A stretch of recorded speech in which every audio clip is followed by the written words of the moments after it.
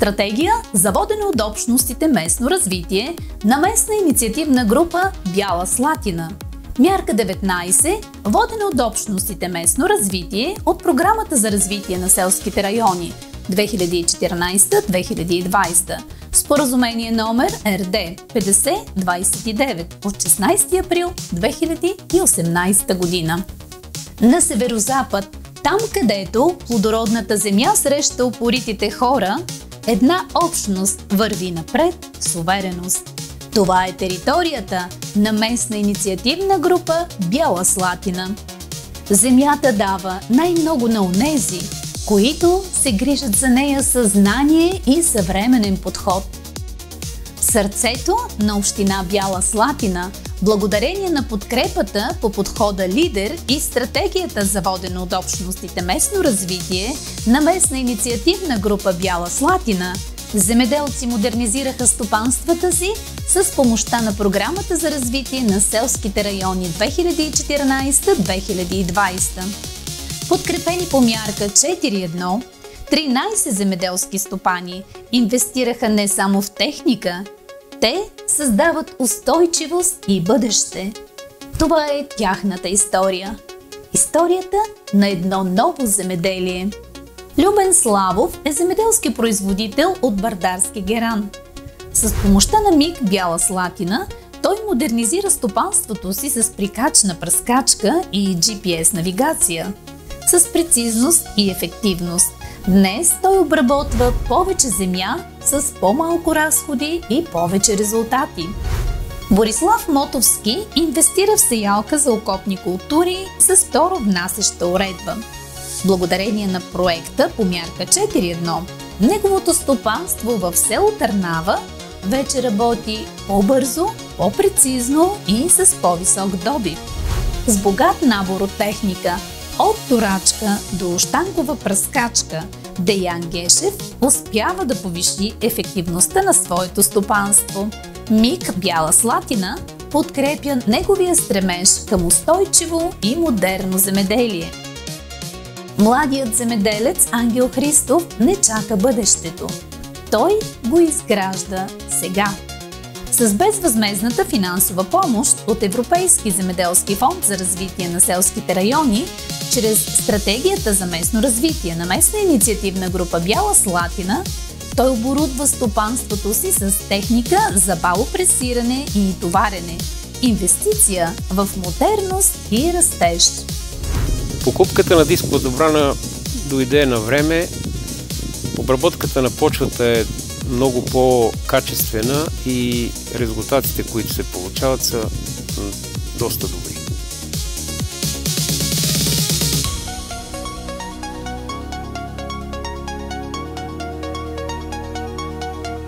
Никола Караджов инвестира в сеялка от ново поколение. По-малко време, по-добри добиви и по-точна сеитба. Така изглежда модерният земеделски бизнес. Земеделският стопанин Ангел Христов продължи да развива стопанството си с нова инвестиция по друг проект – модерна прикачна пръскачка. Младите фермери, подкрепени от МИГа, избират иновацията. Проектът на Огнян Мирчев залага на ефективност. С съвременни машини за сеитба и почвообработка, стопанството му расте устойчиво. С модерна сеялка и GPS навигация, Агросем 2002 ООД подобрява прецизността и икономическата ефективност на всяка обработена нива.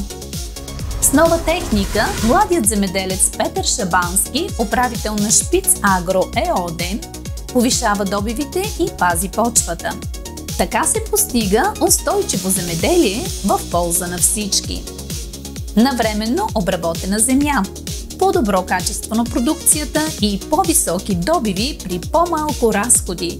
Така Старт Агро 75 от село Галиче доказа как модернизацията и новата техника могат да преобразят селското стопанство.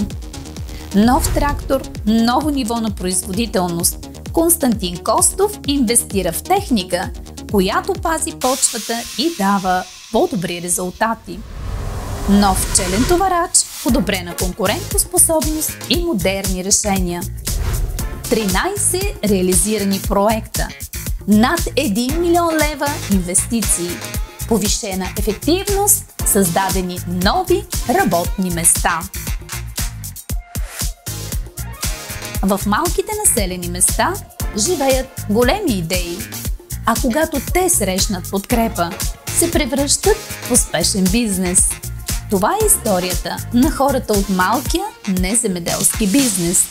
Вдъхновени, предприемчиви и подкрепени от местна инициативна група Бяла Слатина, чрез мярка 6.4 от стратегията за водено от общностите местно развитие. Идеи, които променят живота.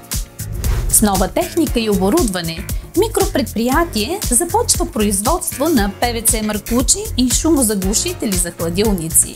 Стъпка към индустриализация на място. Модерна техника за очна диагностика, тонометър, офталмоскоп, комплект пробни стъкла. С това доктор Праматарова предлага по-добра грижа за зрението на своите пациенти. С нова техника и по-добра организация, автосервизът обслужва повече клиенти с по-високо качество. Красотата среща технологията. Нов център с модерно оборудване, достъпно за жителите на общината. Закупена е система за дигитален печат. Местната реклама вече има ново лице. Създадена е зала за сватби, събития, конференции и празници. Място за събиране на хора, идеи и спомени. С инвестиции в модерни машини, производството се разширява и създава работни места.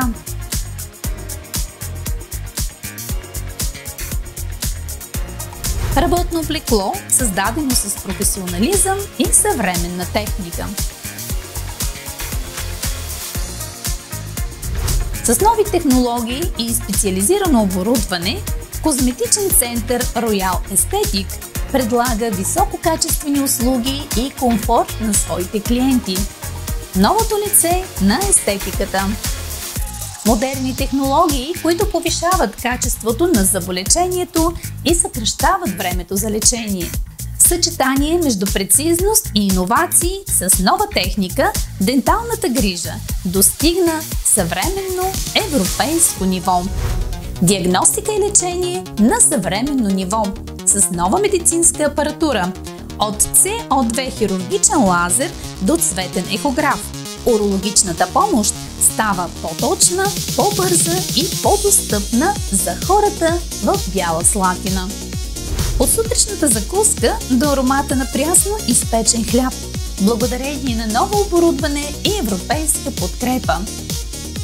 По-малко ръчен труд, повече ефективност, същият екип с нова сила. Инвестицията носи устойчиво разширяване на капацитета.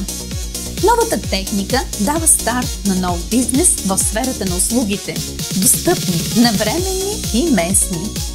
Сватби, юбилеи и празненства. Вече с професионално оборудване. Един бизнес, роден от нуждите на хората. Модернизация на базата, подобрен капацитет и по-висока ефективност. Още един пример за малък бизнес с устойчив растеж. 16 реализирани проекта, над 2 милиона лева инвестиции, нови услуги и продукти. Този клип е финансиран по подхода Лидер, подмярка 19.4, текущи разходи и популяризиране на стратегия за водене от общностите местно развитие от Програмата за развитие на селските райони 2014-2020.